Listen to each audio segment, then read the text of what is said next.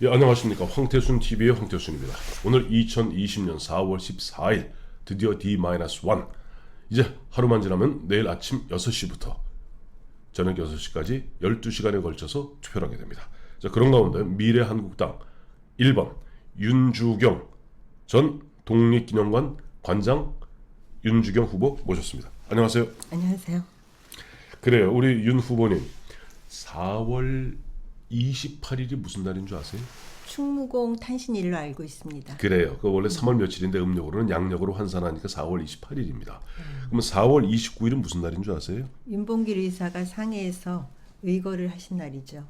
정확히 얘기하면 윤봉길 의사가 아니라 바로 우리 윤주경 관장의 바로 친할아버지이신 매헌 윤봉길 의사께서 바로 홍후공원에서 대한남아의 기계를 갖다가 만천하에 떨쳤던 바로 홍콩원. 그렇죠. 그거보다 더 큰 의미가 있는 거는 네.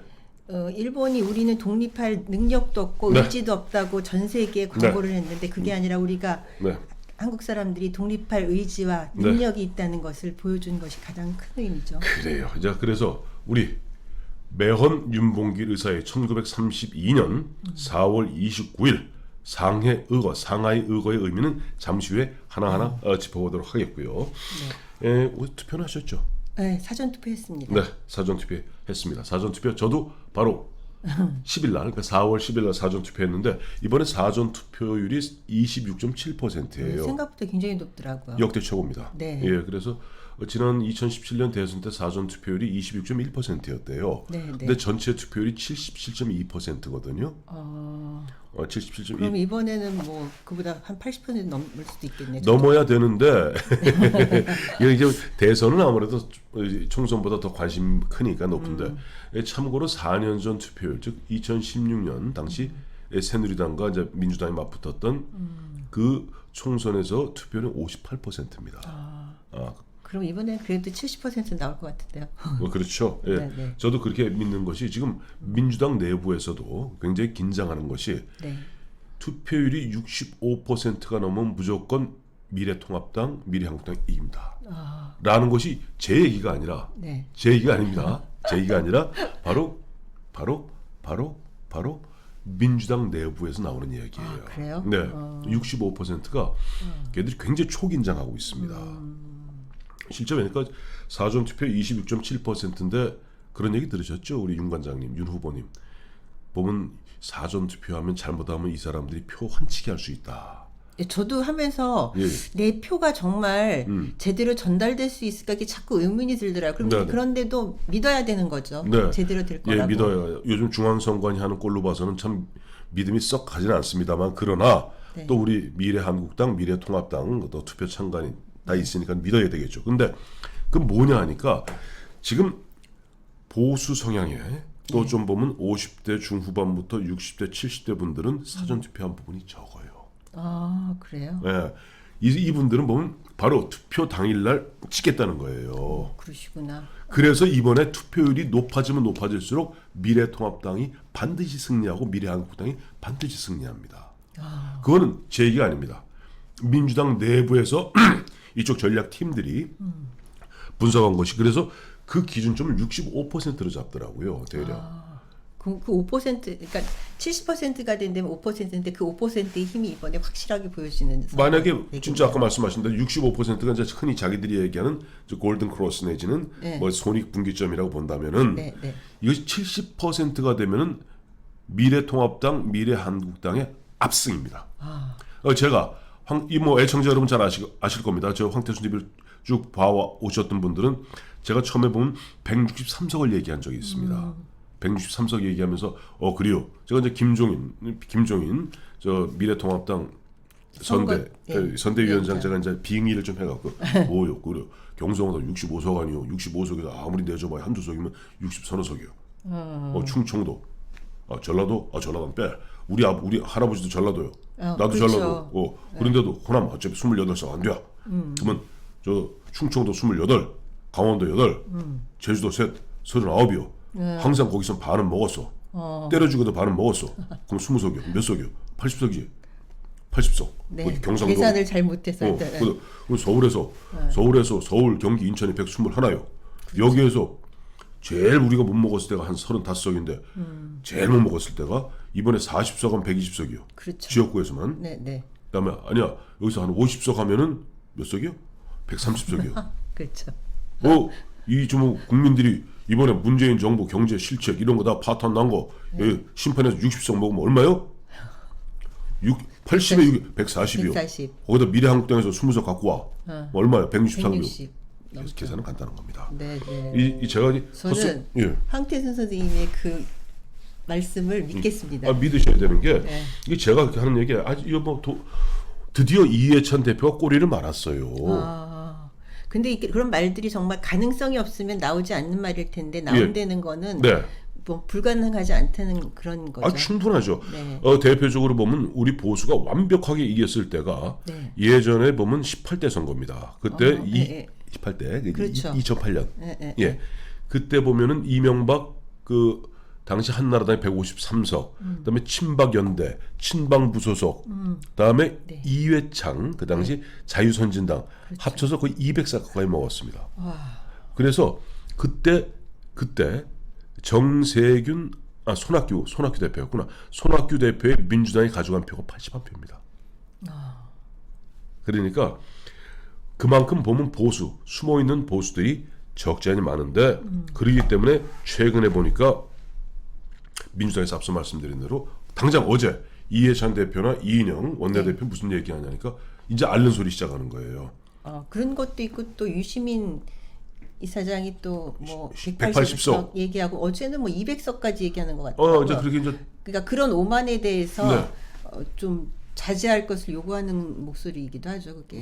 그런 건데 자제하기도 하면서도 실제로 보면 자기들도 이제 보면은 뭐가 겁나는 줄 아시죠? 자기들이 그 계산을 어디서 했겠습니까? 여론조사 보고 하는 거야. 그렇죠. 근데 여론조사가 500명 갖고 하는 거 아니에요? 네, 그러니까 여론조사를 100% 믿을 수 없으니까. 이제 슬슬 꼬리를 막 이른바 이제 쓱 이제 밑밥을 깔아놓는 거야. 혹시 빠져나갈 구멍을. 그렇죠. 그래서 내가 이런 거 염려하긴 했었잖아. 이거 한마디 하려고. 그 얘기합니다. 그래서 지금 어제 이해찬 씨, 이인영 씨가 공유하는 이야기가 전국적으로 70 내지 80군데가 지금 초접전이다. 박빙이다. 그렇죠. 우리에게는 희망적인 말이다. 희망적인 그렇죠. 그다음에 수도권에서는 실제로 보면 2016년에 68군데가 오차범위 5% 내에서 초접전이었대요. 그러니까 뭐 지난번 어디 가니까 26표 차로 자기가 이겼다는 말씀하시고 뭐 정유서부요. 네, 그리고 3표 차로 이기신 분도 있죠. 예전에 문세표 떨어졌죠. 문세표가. 그러니까 반대편이 이제 된 거니까. 예, 그렇습니다. 그렇기 때문에 지금 이런 분위기라서 좀 굉장히 중요한 것은 이제 당장 내일 얼마나 많은 분들이 투표장에 나가느냐 중요해요. 네. 근데 이번에 강남병에 민주당의 김한규 후보라고 있습니다. 네. 어제 또 희한한 막말을 했어요. 그거 들으셨어요? 잘 못 들었는데 말씀해 주세요. 자기는 뭐 자기 본인이 직접 한 얘기는 아니지만 단톡방에서 지시를 내렸습니다. 자, 젊은이들이여 부모님을 꼬셔서 투표장에 못 나가게 하라. 부모님이 코로나로 겁줘라. 그러니까 부모님이 그 꼬심에 넘어갈 수 있을 정도 어리석은 사람이라고 말하는 것 같고 자기를 기른 부모님을 어떻게 이렇게 말씀하시지? 그러니까 말이에요. 그리고 코로나에 대해서는 겁준다고 그러는 게 되는 게 아니잖아요. 그렇습니다.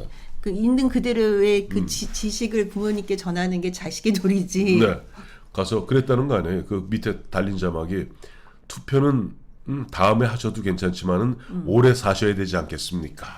라고 겁을 주라는 거예요.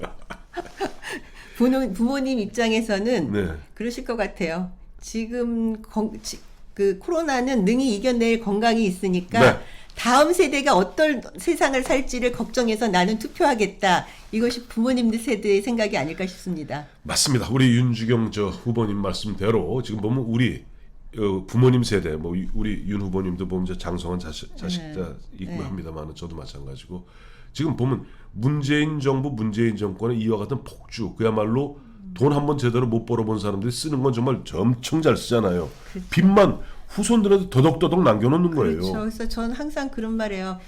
내 세대는 그래도 괜찮다. 근데 우리 손자 손녀가 이 빚을 어떻게 감당할지 내지는 이 많은 노인들을 어떻게 부양할지 그런 걸 좀 생각해야 되지 않느냐 말을 전 정말 그렇죠. 많이 해요. 예. 예, 그래서 보면은 그 부모는 이런 생각하는데 지금 보면은 저 김한규 후보를 비롯한 젊은 친구들은 부모님을 갖다가 코로나 19로 겁을 주어서 투표장에 못 나가게 하라. 네.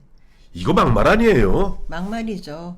그리고 정말 그 우리가 파일을 골고루 나눠 먹는 것도 중요하지만 파일을 어떻게 만들까도 중요한 그렇죠. 거잖아요. 근데 파일을 어떻게 만들까는 그냥 무조건 만들어질 거라고 생각을 하잖아요. 이런 그렇습니다. 아니한 생각은 네. 좀 버려야 되는 것 같고 네. 파일을 만들면서 나눠 먹을 수 있는 균형 잡힌 시각을 갖는 것이 네. 대한민국의 미래를 위해서 정말 필요한 화두이죠. 그래요. 이제 제가 우리 지금 윤주경 후보는 미래한국당 지금 비례대표 후보 1번입니다. 그리고 뭐 아시겠습니다만은 이화여대에서 이제 화학과 나오셨죠? 네, 이거 진짜 그거는 제가 공부를 너무 못해가지고. 아이 무슨 말씀이세요?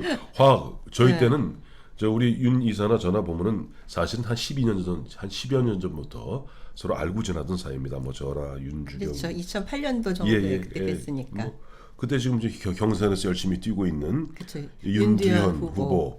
그다음에 이번에 좀 아쉽게 좀 보면 공천을 못 받았습니다만은 구미의 백승주 박사, 백승주 네. 후보 의원이죠. 네. 그 저희 넷이서 참 연배 학번이 비슷해갖고 자주 어울려 놀던 사이인데 가만 보니까 그 넷이서 함께 어울려 놀다가 세 분만 빠지다시네. 그러게요. 어떻게 해? 아직도 애벌레 상태이신 것 같아요. 번데기 상태가 애도. 아직 뭐 애벌레인지 번데기인지 모르겠습니다만은 그리고 이제 보면은 앞서 말씀드린 대로 그 매헌 윤봉길 제가 만났을 때는 매헌 그 당시 기념사업회 이사셨어요. 그랬죠. 장손녀였는데. 네, 그러니까 그 윤두현 후보랑 백승주 전 의원 지금도 지금 현 의원입니다. 예. 의원이시죠. 예. 의원하고는 진짜 상해 그 의거 기념 행사에 그 두 분이 오셔가지고 네네. 그래서 인연이 됐죠. 근데 네. 두 분이 역사에 대한 얘기를 굉장히 그 뒷자리에서 끊임없이 하시더라고요. 예, 예. 저는 너무 신기했고 또 그래서 하여튼 좀 이렇게 말을 하게 됐고 그래서 그분들이 하시는 말씀이 독립운동가 후손이 잘 되게 하는 것이 네. 우리가 역사를 바로잡는 길이라는 이런 말씀하시면서 네. 그래서 계속 인연을 이어오면서 그렇죠. 황 선생님까지 뵙게 됐고 그랬죠. 네, 그렇습니다. 그 당시 보면 이제 윤두현 씨는 YTN의 이 기자였고 백승주 의원 백승주 씨는 그 당시 국방연구원의 네, 카이다 연구원일 텐데 자 이제 보면 다시 처음에 모두에 말씀드린 대로 우리 매헌 윤봉길 의사의 그 1932년 4월 29일 네. 다음에 상해 의혹을 갖다 설명하기 위해서는 바로 어제 그제 미래한국당 네. 조수진 수석 대변인 네. 예, 조수진 후보 씩씩하시죠. 씩씩하죠. 네. 그거 보면 당당하게 나 그래 전주 기전여고 나온 호남의 딸이다. 이번에도 또 호남 가서 여러분 나는 전주에서 큰 추억을 이야기하면서 이번에 어쨌든 뭐 지역군 뭐 좋다 불리한 거 인정한다. 하지만은 앞으로 대한민국을 제대로 바로 중심을 잡기 위해서는 미래한국당의 표를 달라라고 당당하게 얘기하는 조수진 수석 대변인이 네. 3대 막말을 꼽았어요. 아, 그거 아마 선거운동하시다 바쁘셔서 제대로 저는 캐치를 못하셨을 거야. 네, 잘 모르고 그냥 아침에 일어나면 나가고 저녁에 이제 들어오면 그냥 자기 밥하고 막 이랬죠. 예, 그래. 하나하나 찝어드릴 테니까 1번 네. 1번 핑크색을 보면 색정이 떠오른다. 아, 그거 너무 이상한 것 같은데요. 아니 그게 뭐냐니까 그건 그분의 취향인 것 같아요. 아니 그러니까 조수진 수석 대변인이 민주당이 하도 보면 민주당 친구들 좌파들의 특징이 있습니다. 네. 우파들이 숨만 쉬면요. 너 왜 숨 쉬냐고 프레임을 겁니다. 너 적폐야. 숨 쉬는 게 적폐야. 숨 쉬는 것도 적폐라고요? 적폐고 너 웃는 것도 친일이야. 아, 대표적으로 좀 나경원 후보를 갖다 나경원 후보가 이른바 토착외고 프레임에 걸린 게 뭐냐 작년에 네. 그 얘기를 한 겁니다. 예전에 1945년 46년 반민특위 그 부분을 너무 정치적으로 정치적인 세력들이 너무 깊이 개입하다 보니까 국론이 분열된 적이 있었다. 그 얘기했다고. 밑도 끝도 없이 너 아베랑 친하지. 그러면서 나베란 이름 붙이고 토착외고라고 갖다 뒤집어 씌우는 거예요. 그러니까 그 당시에 반민특위에서 그 민족 반역자, 네. 반역 행위자를 그 우리가 정리 못한 건 정말 슬픈 역사죠. 역사죠. 안타까운 역사고 그렇지만 그것을 가지고 뭐 그거에 대해서 그 당시 아픔을 얘기한 걸 갖다가 네네. 그것으로 토착 외구를 문다는 거는 예. 그건 또 우리가 달리 생각해야 될 면이죠. 그래. 근데 그렇게 구분을 이제 못하는 거는 그건 옳지 않죠. 네, 그래서 이제 보면 저들이 하도 툭 하면 갔다가 뭐 숨만 쉬어도 넣어줘 친일이고 웃어도 넣어줘 토착애구라 그러니까 조수진 동아일보 원래 민한 기자 출신 아니에요. 에이스죠. 그러니까 딱 세 가지를 꼽은 거예요. 1번 왜 이종걸 의원은 우리 이 당 색깔 이 핑크색 보고 핑크색이 보면 뭐 저 포르노 색깔이라는 그런 헛소리를 하느냐. 그래서 핑크색정 막말. 그다음에 3번을 얘기하면 3번은 아실 겁니다. 이번에 저 세종에 나와 있는 홍성국 민주당 후보 네. 마누라는 둘이 좋다. 아 근데 정말 그거는 그 기사는 제가 읽었는데 그 기사 그 말을 듣는 사람들의 반 이상이 여성이었다는 거예요. 네. 그래서 그 정말 상대 듣는 사람의 입장을 생각하지 않는 거는 네. 그것부터가 저는 우선 네. 정말 많이 안타까웠고요. 예. 좀 예. 그것도 그리고 데다 마누라 그러니까 모든 것이 많으면 많을수록 좋은데 마누라까지 얘기했다는 거는 마누라가 둘이면 좋은가? 아이, 골치 아픈가? 마누라. 그리고 또 그 다음 말은 여기 둔산에 어제 저녁에 왔는데 둔산이 옛날 유성입니다. 네, 네. 예. 그렇구나. 그 유성이 뭐 유흥가라고 그랬나? 또 화류계. 화류계. 네, 그렇더라고요. 에라 이런 얘기한 거 갖고 지금 보뇨. 네. 이렇게 저희는 얘기하고 있지만은 대한민국에 지금 KBS, MBC, SBS. 네. 그다음에 아까 윤디원 얘기했습니다만 현재 YTN 연합뉴스 TV, 네. 종편의 JTBC, MBN 이 방송하고 거의 모든 신문이 이런 부분 싹 입 다뭅니다. 글쎄 말이에요. 진짜 저는 그게 굉장히 큰 문제가 될 줄 알았어요. 예. 제가 그 네이버에서 네. 이렇게 가끔씩 뉴스를 보는데 거기에 그래서 이거 되게 큰 문제가 되겠다는데 아무 일 없더라고요. 근데 이제 우리 보면은 우리 쪽에서 좀 잘못한 건 크게 되니까 결국은 뭐 우리는 이번에 저기 제명됐죠, 두 분 다. 차명진. 네, 그다음에 이제 김대호. 예. 우리는 그렇게 깨끗하게 정리를 하는데 네. 이쪽은 아직 정리를 정리 안 하고 이거 위험하게 넘어가요. 예. 뭐 아시겠습니다만 어제 김남국 지난번에 뭐 보면 금태섭이한테 엉겨붙었던 네. 김남국 변호사, 김남국 후보 같은 경우는 뭐 작년까지 해도 머리털로 처음 들어 색드립이라는 게 있답니다. 섹스 애드립. 하여튼 어쨌든 저희 이번에 영입 인재들이 그걸 이제 오늘 아마 언급했을 텐데 언급하려고 하더라고요. 네. 그래서 하여튼 저는 그랬어요. 이제 팩트 체크 완전히 해가지고 네. 우리가 책 잡힐 일 없이 네네. 진행했으면 좋겠다고 그런 말은 했죠. 그래요. 또 이제 이 두 번째 이제 조수진 수석 대변인 얘기한 것이 이제 핑크 색정. 네. 그다음에 마누라 둘 또 하나가 있습니다. 문신 조폭이라는 게 있어요. 네. 처음 들어보시죠? 네. 예, 조폭 문신 조폭이 뭐냐니까 이해찬 민주당 대표가 뭐라고 얘기했냐니까 미래통합당은 사사건건 문재인 대통령의 국정 운영에 발목을 잡고 이 토착 외구 주제에 토착 외구 주제에 문재인 대통령님의 국정 운영을 사사건건 발목 잡는 문신 잔뜩한 조폭 같은 놈들이다 이렇게 얘기했습니다. 근데 저는 그분이 어떤 생각을 갖고 하셨는지 모르지만은 발목 잡는 거랑 견제의 역할을 하는 것은 다르다고 생각해요. 국민들이 야당에게 주는 의무는 견제를 통해서 안정되고 균형 잡힌 나라를 만들어 달라는 거거든요. 그렇습니다. 그래서 야당이 야당의 역할을 한 것을 가지고 그렇게 말도 안 되는 프레임을 씌우는 거는 옳지 않다고 생각합니다. 그리고 그분은 정말 오래 정치를 하신 분인데 본인도 분명히 그 상황을 알고 계실 것인데 그런 표현을 할 수밖에 없었던 그분의 상황이 어떻게 보면 측은해요? 측은하죠. 그래요. 원래 영어로 보면 야당을 opposition party라고 합니다. 야당의 기본 의무는 반대하는 거예요. 그리고 여당과 정부와 여당의 물음과 부패와 비리를 갖다가 국민들한테 고발하는 게 야당의 몫입니다. 네.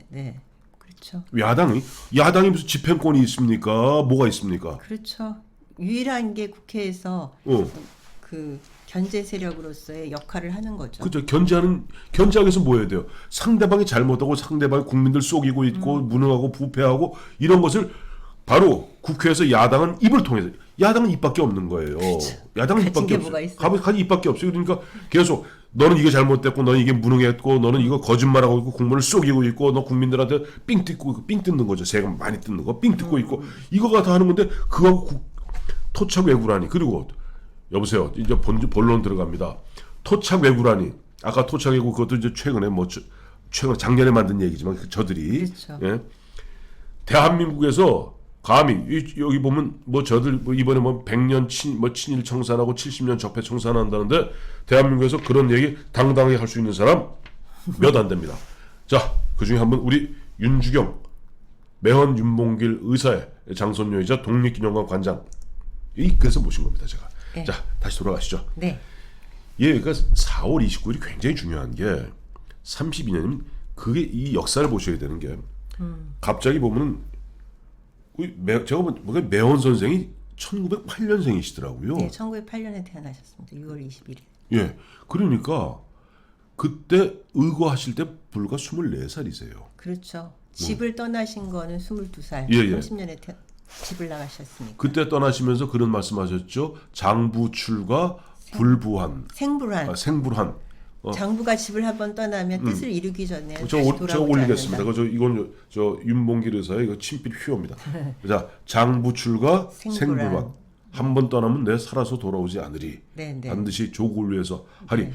그러니까 31년에 무슨 일이 있었냐. 그러니까 만주사변이 터집니다. 그렇죠. 네, 928. 네, 9.18, 9.18, 9월 18일입니다. 9.18 맞아요. 예, 9.18입니다. 이게 9월 18일 날 만주사변을 갖다 터뜨리고 이 일본 사람들이 전격적으로 32년 1월에 무슨 짓을 하냐니까 몇십만 대군을 동원해서 상해에 상륙작전을 벌이고 대공격을 합니다. 네, 맞아요. 그때 국민당 장개석군이 30만 군대를 방어했는데 한 달 끝에 치열한 접전을 벌이고 함락돼요. 상해가. 그렇죠. 그리고 그때 그걸 자랑하기 위해서 네. 상해 그 당시 조계에 많은 외국인들이 있지 않았어요? 그쪽 그 영국 쪽에도 있고 뭐 거기 이 상해가 예. 유럽의 파리였으니까 유럽의 파리가 있다면은 아시아에 동양에는 상해가 있어서 그 어떤 그 외교의 중심지였던 그렇습니다. 거죠. 네. 바로 그겁니다. 그러니까 전 세계에서 가장 컸던 도시가 뉴욕이 아닙니다. 사실 상해가 제일 컸어요. 상해가. 뭐 제가 찾아봤던 게 그 상해 이쪽에는 미국의 뉴욕, 여기는 파리. 네. 외교는 파리, 네. 경제는 영국 런던. 네. 근데 상해는 전 세계 즉 태평양의 모든 이 외교가 다 모여 있는 거기에 이놈들이 보니까 그 당시 상해에 있던 민간인 일본 사람들 2만 명 모아놓고 홍쿠공원에서 4월 29일이 자기네 그 일왕 그죠. 생일이래요. 천장절이라 그래서 예, 천장절. 네. 그날 거기서 그 온 천하에다가 네. 전 세계에다가 자 우리가 중국 상해를 갖다 점령했다. 그렇죠. 이거 갖다 자랑하고 싶어서 안달한 거예요. 거기에 쐐기를 박은 분이 누굽니까? 윤봉길 의사입니다. 할아버지라 그러세요. 네. 그래요. 근데 윤봉길 의사가 그래서 참 저 이번에 우리 저 윤 후보님 오신다고 그래서 좀 다시 공부를 해봤더니 네. 그리고 이제 그해 32년 2월 19일 날 저쪽 일본에서 가나자와에서 총살당하시죠. 네, 네. 순구 가십니다. 네. 그리고 세월이 흘러 박정희 대통령이 아니지 5.16 쿠데타 이후에 62년에 네. 62년에 박정희 국가재건 최고회의 겸 국가수반이 62년에 바로 윤봉길 의사님을 건국훈장 대한민국장을 주셨는데 그 네. 당시 그러니까 그 전에는 네. 건국훈장을 받으신 분이 이승만 대통령하고 이시연 부통령밖에 없었다고요. 근데 네, 네. 이제 그 62년에 네. 많은 분들을 이제 서운을 하시죠. 그 등급을 나눠서 네. 그때 이제 대한민국장이 되신 거죠. 그래요. 바로 그러니까 지금 많은 툭하면 저 좌파님들 툭하면은 박근혜 전 대통령의 그 아버지이신 네. 박정희 대통령 갖다 일본군 그 당시 일제 시대 때 보면 저 일본군 만주군이죠. 만주군 네. 중요했다는 것 같고 맨날 친일파니 뭐니 하지만은 그러나 바로 매헌 윤봉길 의사를 대한민국 건국장에 포장하시고 다음에 우리 애국을 위해서 우리 독립을 위해서 애쓰셨던 분들을 갖다가 헌창한 분은 바로 박정희 대통령이십니다. 그렇죠. 그래서 김창숙 선생님이 그 네. 이제 서운을 하는 그 뭐 위원장님 네네. 역할을 하셨다고 하더라고요. 심산. 네. 예, 심상 김창수 선생님 네. 그러셨군요. 자, 이런데 저는 이제 우리 독립기념 관장도 하시고 하셨으니까 그런 소식 들으면 좀 마음이 짠하실 텐데 최근에 요즘 광복회가 네. 굉장히 보면 정치 단체로 변질되고 말았어요. 그렇죠. 그러니까 광복회는 정치적 중립을 지키는 것을 저는 어떻게 보면 의무죠. 갖고 있는 곳이고 네. 그리고 정말 독립운동을 올바르게 계승해서 네. 우리 국민 모두가 마음으로 하나게 되게 하는 통합의 네. 역할을 하는 지금까지 해오셨죠. 네. 그래서 그렇게 근데 요즘은 좀 너무 정치적으로 흘러가기 때문에 많은 분들이 또 걱정하시고 네. 그런 말씀들을 저한테 많이 전해주시더라고요. 그래서 좀 모르겠어 어떤 뜻을 갖고 하시는지 제가 네. 충분히 알겠지만은 그것을 진행하는 것이 좀 나머지 독립운동가 후손들의 뜻도 충분히 반영해 주셨으면 하는 그런 생각을 하고 있습니다. 이제는 이제 지금까지는 어떻게 보면은 저쪽 전 독립기념 관장으로 어떻게 보면 매헌 윤봉길 의사의 장손녀로 또 보면 대한민국의 그 독립 운동가들의 후손의 대표 인물로서 그냥 민간에서 얘기했죠. 이제 5월 말부터는 국회 21대 국회의원 등원하시게 됩니다. 네. 지금 광복회 문제는 뭐냐니까 김원웅이라는 원래 김원웅이라는 분은 뭐 학생운동 출신입니다. 연배는 꽤 되셨는데 이분이 아시겠습니다만 박정희 대통령 말기에 공화당 공채 사무처 출신이고 그냥 사무처 그냥 조직국장인까지 하신 분이에요. 제가 잘 몰랐어요. 그런 굉장히 고위직입니다. 그러다가 갑자기 또 저 5공 정권 들어서면서는 또 야당으로 변신했고 저 듣기에 그 민정당 만들 때 네. 굉장히 큰 역할을 하셨다고 하시더라고요. 그러니까 처음에 이랬다니까. 그러니까 공화당 공채 사무처 출신이고 민정당 만들 때 해서 조직국장까지 했다니까. 그러니까 저 양반들 늘 하는 얘기 있잖아요. 뭐 전두환 살인마 학살범 얘기하는데 거기서 그 하시던 양반이 갑자기 또 어느 날 야당으로 변신해서 네. 또 하더니 또 문재인 쪽이 딱 코드를 맞추더니 작년 6월에 네. 갑자기 국회의원 됐어요, 이 사람. 제가 국회 보좌관 할 때. 그러셨구나. 네, 제가 이제 박철원 의원 모시고 할 때 그 당시 야당 국회의원이었습니다. 그럼 박철원 의원님하고 관계가 달라요. 전혀 다르죠. 박철원 의원은 자민련이었고 이 양반은 저 아마 민주당인가 그랬을 거예요. 그 당시 국민의힘인가. 그러더니 김원웅 씨가 어느 날 갑자기 또 뭐 아니 언제는 또 박정희 공화당 공채 출신에 민정당 뭐 창당 멤버에 쭉 하다가 또 야당이 되더니 이제는 문재인 대통령 딱 코드 맞춰갖고 지난해 6월에 밑도 끝도 없이 광복회장 되더니 이제부터 채널A, TV조선을 갖다가 저 없애는 지금 서명을 받고 있습니다. 네. 근데 마지막으로 이렇게 말씀드릴게요. 우리 매헌 윤봉길 의사가 1932년에 그야말로 장개석과 중국 사람이 다 감탄했다는 거 아니에요. 그랬죠. 윤봉길이 없었던 들 대한민국은 없었습니다. 자기들이 얘기한 거예요. 자기네 군대 30만이 지켜내지 못한 것을 갖다가 전 세계 24살 대한민국 청년이 그랬죠. 그리고 임시정부 입장에서도 보면은 임시정부의 살림이 굉장히 어려워서 모두들 이제 거의 뭐 임시정부가 존폐 기로에 있었는데 장개석 총통이 지원을 해주면서 임시정부가 다시 살아날 수 있었는데 그 32년이라는 게 어떻게 보면 분기점이에요. 19년부터 32년, 32년부터 45년, 13년, 13년이잖아요. 네, 그렇죠. 그런데 그러니까 그 32년에 뭐 지원은 받았지만 그 프랑스 조계에 있을 수가 없으니까 이제 이동을 하면서 이제 중경까지 가게 되는 그거의 또 시작이었던 거죠. 네, 그렇습니다. 장개석 총통이 바로 매헌 윤봉길 의사의 그 의거와 기계를 보면서 야 한국 사람도 이런 사람이 있구나라고 하면서 그때부터 그 전까지는 사실은 임시정부가 좌파 우파가 갈려 있었습니다. 공산계열들이 많이 들어와 있어갖고 아시잖아요. 김구 선생이 제일 싫어하는 사람 누군지. 죽산 김원봉 아니에요. 그 맨날 그런데 그거 갖다 대폭적으로 저 보면 장개석 국민당 정부가 그다음에 제대로 임시정부를 인정하는 가운데 어마어마한 재정적 지원을 갖다 하게 된. 그 다음부터는 다들 그 거의 월급을 받을 수 있었다. 그러니까 그러니까 사람당 하여튼 그 얼마라도 다 그래서 생계를 걱정하지 않을 수 있었다고 하시더라고요. 네, 그래. 그리고 이제 아까 이제 동아일보, 조선일보 얘기했습니다만 동아일보, 조선일보가 일제 35년 어묵한 시절에 1920년에 창간되었던 동아일보, 조선일보 공이다. 우리 그래도 속 옛날 간디식으로 저 김일성 같이 말 타고 저 마적질은 안 했습니다만은 이 국내에서 그래도 우리 조선 독립을 위해서 얼마나 애썼는 것이 대표적인 게 바로 손기정. 네.